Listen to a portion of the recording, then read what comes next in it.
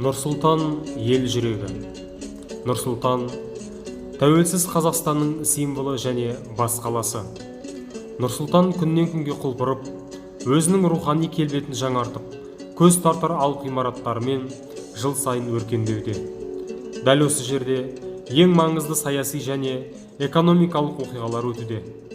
Мұнда Қазақстан Республикасы президентінің резиденциясы Ақорда, елдің басты монументі Бәйтерек, сондай-ақ танымал атамекен этно-мемориалдық кешені бар.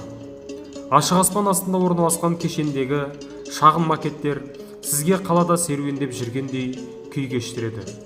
Ал 2017 жылы Нұрсұлтанда Экспо 2017 халық көрмесі өтті.